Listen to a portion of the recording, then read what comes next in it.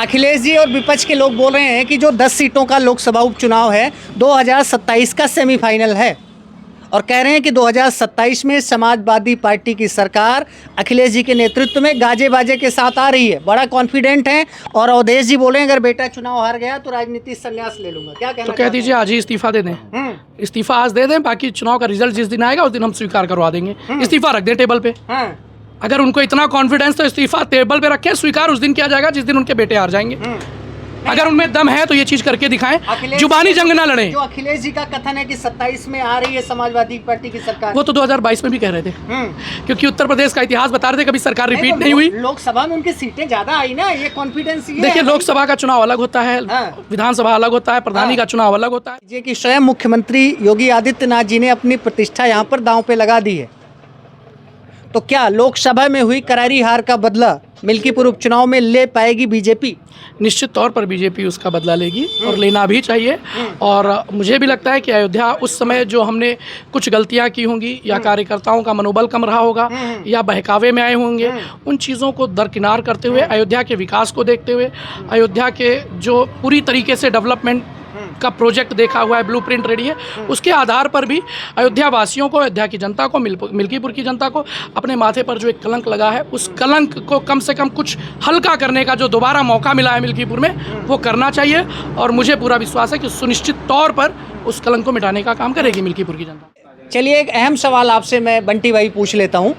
उत्तर प्रदेश के मुख्यमंत्री योगी आदित्यनाथ जी ने बोला है कि बटोगे तो कटोगे। आप बताइए, संवैधानिक पद पे बैठे हुए व्यक्ति को लोग आरोप लगा रहे हैं, विपक्ष के लोग, कि ऐसा बयान शोभा देता है? किसको बोल रहे हैं कटने? देखिए मैं तो कहूँगा ये बचपन से हम लोगों को पढ़ाया गया कि एकता में ताकत है, तो अगर एकता में नहीं रहेंगे तो 100% नुकसान ही होगा ना। अच्छा। तो उन्होंने कहा ये गलत बात कही। आपने भी बचपन में पढ़ा होगा ना कि लकड़ी अगर मुट्ठी में है तो नहीं टूटेगी, अलग अलग होगी तो टूटेगी। तो उनका कहने का तात्पर्य वही था कि हमें एक रहना है।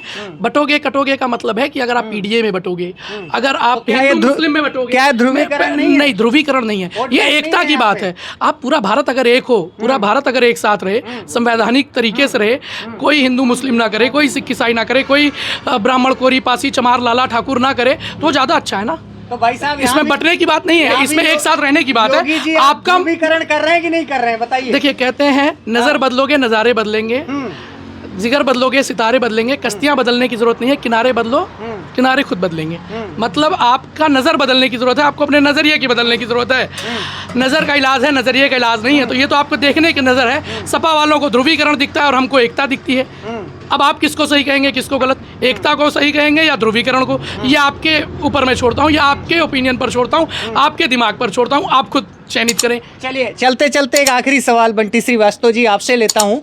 उत्तर प्रदेश की अयोध्या की मिल्कीपुर सीट, लोग कह रहे हैं कि मिल्कीपुर जो है बदलापुर बन चुकी है। लोकसभा में बीजेपी की करारी हार हुई अयोध्या में। पूरी देश दुनिया में जो है अयोध्या वासियों की एक तरीके से कहें बदनामी, बाइकॉट अयोध्या वासी का ट्रेंड भी चलने लगा था बीच में।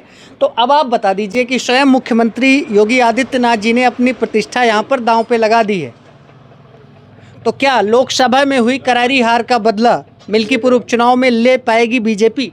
निश्चित तौर पर बीजेपी उसका बदला लेगी और लेना भी चाहिए। और मुझे भी लगता है कि अयोध्या उस समय जो हमने कुछ गलतियां की होंगी या कार्यकर्ताओं का मनोबल कम रहा होगा या बहकावे में आए होंगे, उन चीज़ों को दरकिनार करते हुए, अयोध्या के विकास को देखते हुए, अयोध्या के जो पूरी तरीके से डेवलपमेंट का प्रोजेक्ट देखा हुआ है, ब्लूप्रिंट रेडी है, उसके आधार पर भी अयोध्या वासियों को, अयोध्या की जनता को, मिल्कीपुर की जनता को अपने माथे पर जो एक कलंक लगा है, उस कलंक को कम से कम कुछ हल्का करने का जो दोबारा मौका मिला है मिल्कीपुर में, वो करना चाहिए। और मुझे पूरा विश्वास है कि सुनिश्चित तौर पर उस कलंक को मिटाने का काम करेगी मिल्कीपुर की जनता। कार्यकर्ताओं से याद आया, भाजपा कार्यकर्ताओं के जो है युवाओं की थाना कचहरी तहसील कहीं सुनवाइयाँ नहीं होती है, कहीं काम काज होता नहीं है। ये तो मैं कहूँगा बहुत अच्छी बात है कि अगर केवल भाजपा के कार्यकर्ताओं की सुनवाई नहीं होती, मतलब पूरी तरीके से निश्चित तौर पर कि सबका साथ सबका विकास है। सुन लीजिए बंटी भाई, मेरा सवाल इसी में एक और है। लोकसभा में उत्तर प्रदेश में करारी हार के बाद एक समीक्षा बैठक हुई, भूपेंद्र चौधरी जी जो आपके प्रदेश अध्यक्ष हैं, और उसमें रिपोर्ट में जो 3 प्रमुख कारण है, उसमें पहला कारण यही है कार्यकर्ताओं की उपेक्षा। इस पर आप क्या कहना चाहते हैं? देखिए, कार्यकर्ताओं की उपेक्षा नहीं, यहाँ पर जो भी गलत काम करेगा उसकी उपेक्षा की जाएगी। योगी जी का बुलडोजर ये देखकर कार्य नहीं करता, या उनकी गोली ये देखकर कार्य नहीं करती कि कौन किस जाति का है, या कौन किस धर्म का है, या फिर वो किस मानसिकता का है। उनका कार्य केवल एक तरीके से चलता है कि जो गलत है उसके ऊपर प्रशासन पूरी तरीके से सख्त कार्यवाही करेगा, और मुझे लगता है ये सही है। तो क्या कोई भी हो, तो क्या बुलडोजर से न्याय होगा कि न्यायपालिका से होगा? भाई साहब, वकीलों की छुट्टी कर दो, जज को घर बिठा दो, और अगर न्याय बुलडोजर से ही होता है तो जरूरत क्या है कोर्ट और इसकी? नहीं, कोर्ट भी निश्चित तौर पर चलता है। अब आप अगर बुलडोजर की बात कर रहे हैं, मैं निश्चित बताता हूँ, अगर आप बुलडोजर की बात कर रहे हो, मोहित खान जी की प्रॉपर्टी असंवैधानिक रूप से थी, इसलिए वहाँ बुलडोजर चला। वही बुलडोजर रायपट्टी में क्यों नहीं चल सका? क्योंकि वो जमीन असंवैधानिक नहीं थी। अगर न्याय के खिलाफ योगी जी का बुलडोजर चलता तो बुलडोजर तो वहाँ पर भी चल जाता ना, बट वो संवैधानिक रूप से चलता है। अगर आप किसी कालखंड में पूरी तरीके से जबरदस्ती कब्जा कर सरकारी जमीनों को बैठे हैं, तो वहाँ पर निश्चित तौर पर योगी जी का बुलडोजर चलना चाहिए। भाई साहब, अखिलेश जी और विपक्ष के लोग बोल रहे हैं कि जो 10 सीटों का लोकसभा उपचुनाव है 2027 का सेमीफाइनल है, और कह रहे हैं कि 2027 में समाजवादी पार्टी की सरकार अखिलेश जी के नेतृत्व में गाजे बाजे के साथ आ रही है। बड़ा कॉन्फिडेंट है, और अवधेश जी बोले अगर बेटा चुनाव हार गया तो राजनीति संन्यास ले लूंगा। क्या कहना? तो कह दीजिए आज ही इस्तीफा दे दें।